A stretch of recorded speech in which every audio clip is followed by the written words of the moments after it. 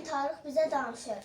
1918-ci il may ayı Tiflisdə bir qrup vətən sevdalısı Azərbaycanı azad etmək üçün birləşdi.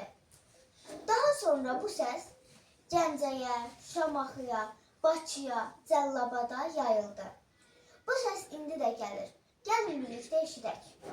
Mən Məhəmməd Əmin Rəsulzadə 1918-ci il may ayında Azərbaycan Xalq Cümhuriyyətini öz əqidədaşlarımla birgə elan etdim. Bir kərə yüksələn bayraq bir daha enməz. Mən Fətəli xan Xoyski. Mən ilk hökumətin qurucusu Fətəli xan Xoyski.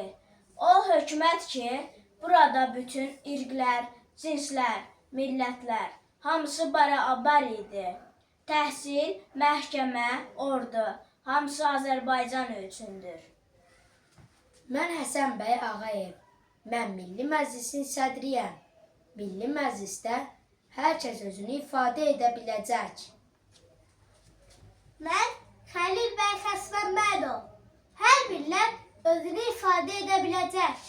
Məhkəmə sistemini quracağıq. Qanun və ədalətlə. Mən Üzeyir Hacıbəyli. Musiqi də müstəqilliyinin səsidir. Himnimizi səsləndirməklə Cümhuriyyətin sədasını səsləndirəcəyik. Milli musiqi, milli kimliyin aynasıdır. Mən Əlimardan bəy Topçubaşov. Paris Sülh Konferansında xalqımızı bütün dünyaya tanış edəcəyəm. Bütün dünya bilməlidir ki, Azərbaycan azaddır. Ey gənclik, ey Türk gəncliyi, sənin öhdəndə böyük bir vəzifə var.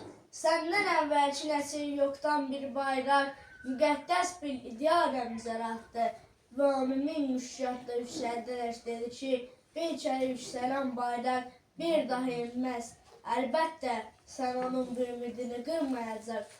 Azərbaycan türklərinin yaqın nəğmələrinə mövzu olmuş, ürəklərini enmiş bu bayrağı yer donanma üzərində tikəcək, bu yolda ya qazi, ya şəhid olacaqsan.